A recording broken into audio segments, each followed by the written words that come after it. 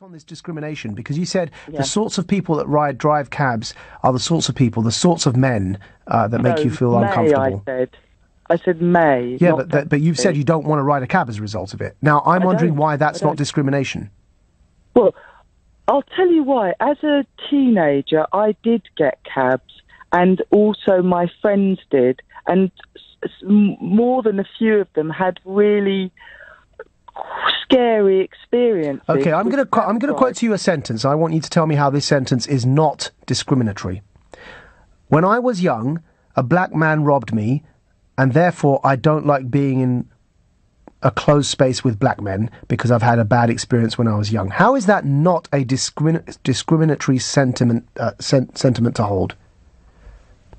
Well, I'm not saying that. No, I know, you're saying about men, which is the same thing, because it's an immutable characteristic, whether it's race or somebody's sex. So I'm asking you again, how is it not discriminatory to say that I had a few bad experiences when I was young, and therefore I don't trust any taxi driver, male? I think what you're missing here is it's somebody's personal experience. And if you've ever been attacked, have you ever been attacked?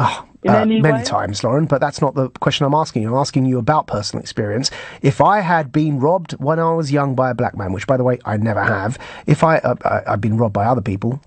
If I had been robbed by a black man when I was young, and then came to the age that you and I are now, and said, I don't feel comfortable because of your quote, my personal experience when I was young with a black man robbing me, so I don't want to be in any private space with a black man. How is that any different to what you're saying about all male car drivers? Because, you see, you're taking it from the wrong perspective, and that's the point I'm making. What's the wrong perspective? The perspective is that a woman or anyone should have a choice if they want to get a cab that's driven by another woman. So I was robbed, again, back to my hypothetical example, I was robbed by a black man when I was young, so I want to be able to choose not to have a black cab driver. What's wrong with that?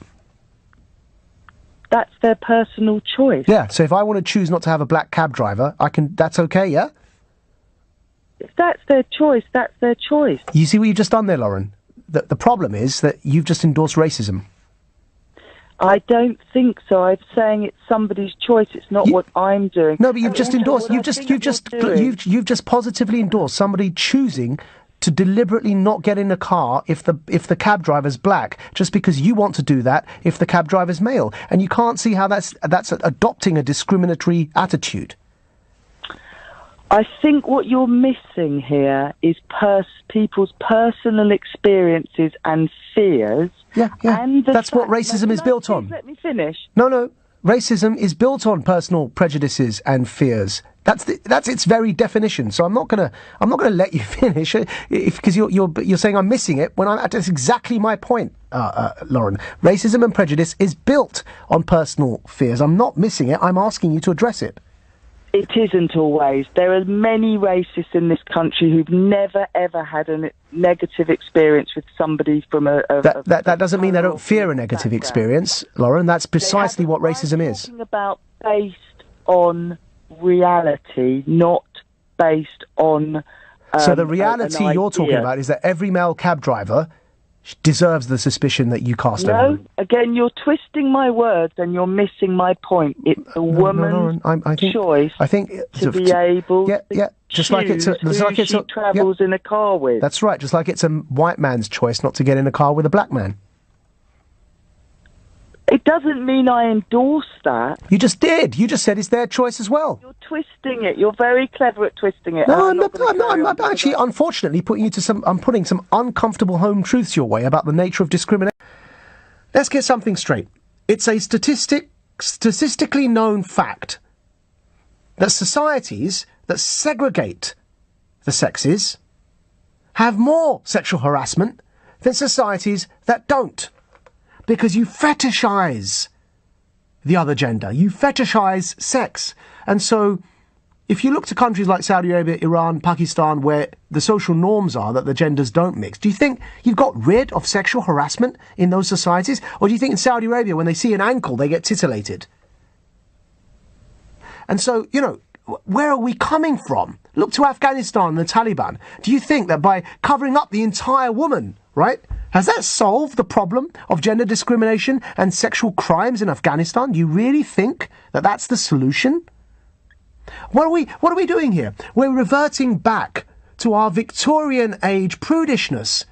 There's a serious danger of overcorrection here. And I want to make this very clear, right? Just so we can remember, because these ideas coming from the left, by the way, this is TFL, but it's generally from the left, that the solution to the sexual harassment problem is gender segregation. Well, isn't it the left that was meant to have rebelled against all of this in the first place? So let me remind you what we rebelled against in the Victorian era. Progressives were the ones who made the strong and loud case, and correctly so, that sex isn't bad, people. Sexual harassment is bad. Nudity isn't bad. Promiscuity isn't bad. Gender fluidity isn't bad. Sexuality and sexual freedom isn't bad. What is bad is prudishness, judgmentalism, censorship, and moralizing over people's sexual choices. Once you've got that clear, you understand that the problem isn't in a woman who chooses to be a stripper and take her clothes off for a living, or in a man who chooses to take his clothes off for a living, gay or straight. The problem is in the idiot that decides that that's an invitation to rape them. Now, you can't have it both ways. You cannot have it both ways. On the one hand, if we claim, as we rightly do, that how a woman dresses is irrelevant to her giving you consent to touch her, and that's a perfectly sound argument, right? So a woman wearing a miniskirt is not asking for you to touch her. You can't then argue that there's something objectifying in being a stripper. If you've just argued that it doesn't matter how you dress, it's not a reason to touch someone. So even at the President's Club, right, if there were cabaret dancers on the stage, I don't know, I wasn't there. That's not the problem. The problem isn't the cabaret dancers. Don't try and shut down the Windmill Club and say, oh, there's a problem there because it's objectifying women because there's cabaret dancers. Yet at the same time, you're saying women wearing miniskirts aren't inviting to be touched and therefore women should be able to dress how they want. You can't have it both ways. Let's decide once and for all. Choice is the parameter here, right? And women can dress how they want, behave how they want in a free society and mix with men. And the solution is men simply don't touch them without their permission. That's the solution. Not to say, right, we're going to go back to the Victorian age and segregate the genders as a way to protect women from sexual harassment. That doesn't protect anything. Hi. So very much not a fan, but just had to come anyways. Okay, it's like an Alcoholics Anonymous meeting. Yeah. So I actually have two questions. Right. The first one is, how do you account for like statistical manipulation when you present your facts that you presented in the beginning? So more specifically, when you were talking about percentages of blacks in X, Y, and Z, and when you were talking about the differences in wages today versus 20 to 50 years ago, how do you account for A, the difference in population among blacks versus whites or other races, and B, how do you account for the increasing gap between the middle class and the upper class? Okay, so, sorry, two things. There are two questions there. On any given statistic, I would bet we'd have a more productive conversation if I could actually give you the source. You could look up the source, and then you could ask specific questions about how those numbers were arrived at, because I'm giving you the bottom line, but I'm happy to give you the footnotes. I typically don't do that because it makes the speech even longer and more boring than it already is. But I'm more than happy to argue the stats and whether they're good or not, because it might be like that other guy questioning the Bureau of Justice Statistics stats. Right? There might be a flaw in the stat, and then we can argue about that. So that's a good question. The answer is we'll look at each individual stat and we'll determine whether we think that it's reflective of reality or not based on its internal logic. As far as the idea that how do I account for the gap between the upper class and the non-upper class, as I said, number one, it's not the same people in the upper class, right? People move up and down between classes fairly regularly in the United States. There is a widening gap in terms of the people who are earning the most and the people who are earning the least, but that's because if you had to make a chart, it wouldn't look like this. It wouldn't look like the people at the top are going like that and people at the bottom are going like that. It would look like this, right? The people at the bottom are moving up slightly, and the people at the top are moving up rapidly. That's because investment income has done really well under the stock market, for example. So if you had money to put in the stock market, that's been doing really well for you over the past several years, which suggests that one of the ways that you get out of poverty is to save and then get into the stock market. Right? The point here is that when people focus on income inequality, I think that this is actually a rather large moral mistake. I think that focusing on poverty is a good thing to do. I think focusing on income inequality is not a good thing to do because there's no correlation between income inequality and relative rates of poverty. Right? There's tremendous income inequality in a lot of places on planet Earth. In fact, in all places on planet Earth. If you go to Sudan, there's going to be a rich warlord there, and then there are going to be a bunch of people living on $6 a year.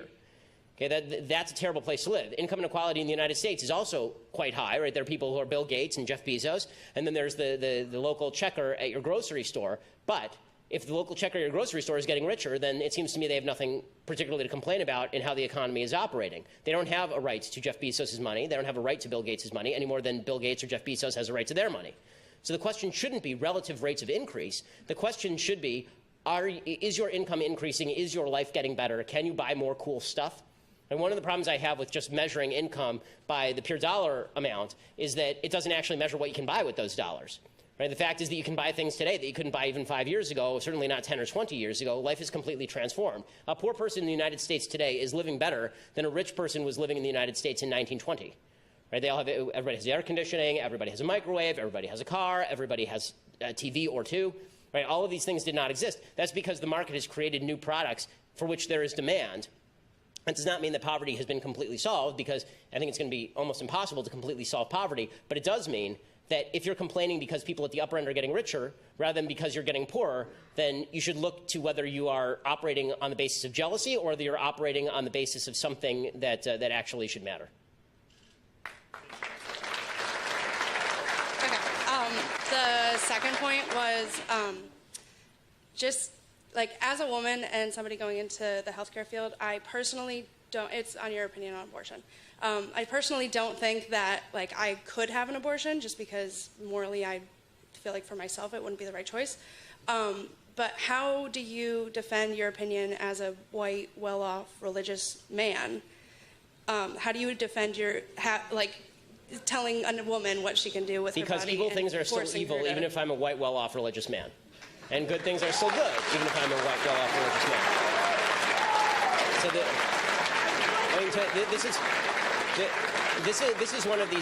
this is one of these identity politics points that I really I don't mean to come down harshly on you, I don't, but it is a point that I really have serious moral qualms with. I think it's quite terrible. The reason being that the people who were fighting against enslavement of black people were a bunch of well-off white men for the most part. Right? And those people were saying this is a moral sin. This is a moral blot. They weren't living in the South. They didn't own plantations. They didn't live the lives of the plantation owners. They said this is evil and we are here to stop it. Right? When you see something that you think is morally wrong happening, especially when you're talking about the taking of a human life, like, listen, I think that you shouldn't go around randomly killing homeless people. I just have this view. I'm not a homeless person. Most of the people who randomly kill homeless people are probably not of my economic strata, my religious view, or my I don't know whether they're of my skin color or not. I have no idea what the actual sociological breakdown of homeless killer serial murderers is, but I would suggest that my identity has nothing to do with what is right or wrong. And this is what Western civilization used to be about. Western civilization used to be about the idea that, yes, I'm not a woman in the healthcare field, but you and I can have a conversation about what's right and wrong because this is the nature of human reason. The nature of human reason, the nature of right and wrong, is that you and I can talk about what's right and wrong and that I don't retreat into my identity. If we can all retreat into our identity and our morality is now centered around that identity, morality doesn't exist at all. We break down into a society of fragmented atoms where I can't even say, like, you're torturing a puppy in your backyard. I have nothing to say about that. I'm not a white woman who's in the healthcare field. I'm not going to do that. I refuse to surrender the idea that I can have a moral stance on issues that are of concern to society and of concern to the well-being of the United States simply because of the color of my skin or the nature of my genitalia. And honestly, I believe any view that feels differently is sexist, racist, and bigoted.